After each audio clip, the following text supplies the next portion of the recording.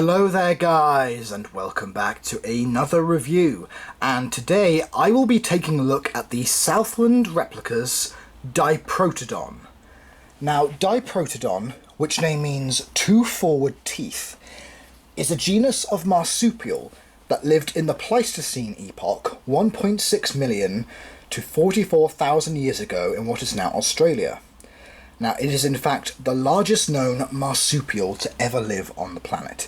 It was around 3 meters long, 2 meters tall at the shoulder, and around 2,790 kilograms in weight. Now, Diprotodon is considered one of the core species of the Australian megafauna, which consisted of giant versions, basically, of animals, including Diprotodon, the giant kangaroo Procoptodon. There were also giant echidnas, a giant platypus, even the giant lizard Varanus priscus, aka Megalania. All these giant types of prehistoric mammal that lived in Australia during that time, and may also have encountered early humans. So who knows, maybe our earliest ancestors may have even seen a Diprotodon, which I think is pretty cool. Now, Diprotodon has never actually been made into figure form before, but the Australian company Southland Replicas, intending to make lots of Australian modern-day and prehistoric creatures, added it to their big list of figures. And I have to say, it's a very nice figure. I mean, there may be one or two little gripes with it being a hollow figure and also a visible seam down the middle, but we'll get into that later. But I rather like the figure.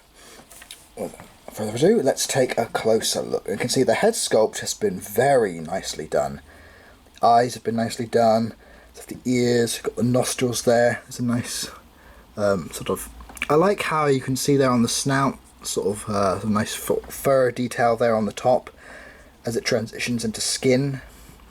The inside of the mouth has been nicely done. You can see the teeth, the tongue, the inside of the mouth. That's been really, really nicely done in there. I really like that. See from the front, it kind of has like a derpy sort of a look, but you know, as this was a herbivore, it probably would have had this expression. But I think it looks quite cute actually. Going down the neck, you can see all the skin folds and also the hair has been sculpted on here, like a little wattle there. Some nice hair detail on there. Some ridges up here as well. The front feet, we can see, has 5 toes, 5 claws. So the right arm is sort of hanging forward as it's sort of moving along the terrain. Going on down the body, you can see right here is a seam line where they would have had to put the two parts together. It's not a big deal for me, but I know that for some people that could be an issue. Just thought I would show you, as this is a hollow figure, like a vinyl, so it's not as it doesn't have that plastic sort of feel like what the Thylacoleo did, which I will bring in, but I just thought I would mention that. See some nice fur detail going along here as well. You can see all nice fur detail. Some nice fur detail here. I apologise about the rain. You can see there's a tiny little tail here. There's also 5, so they've got 4 claws here and a 5th claw there acting as like a thumb, which is very cool. Even the pads have been done underneath, which is very, very cool.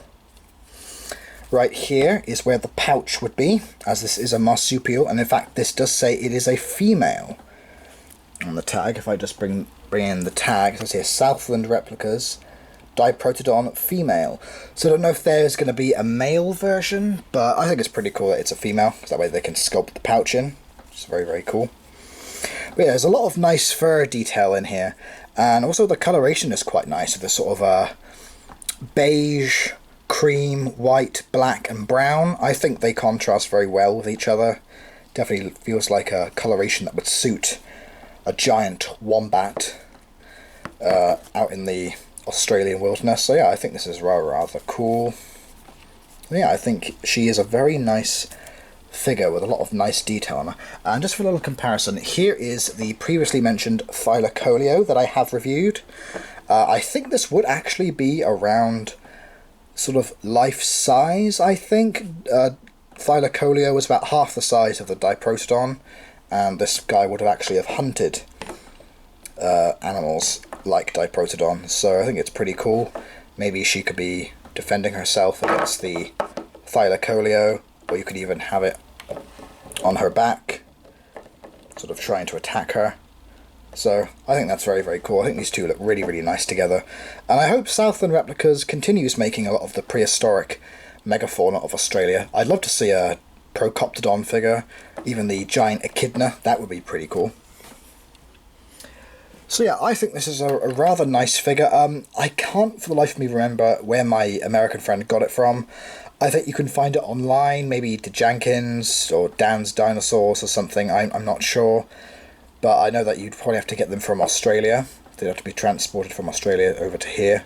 So I'm quite lucky to actually have this girl in my collection. But I think she's rather well detailed, nice fur detail, nice coloration.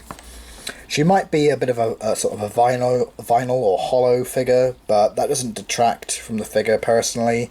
Diprotodon very rarely gets made, in fact ever, so if you guys are on the lookout for any Australian prehistoric creatures or prehistoric megafauna, definitely pick up the Diprotodon. I will also leave a link in the description box to the Thylacoleo review, which you guys can check out as well.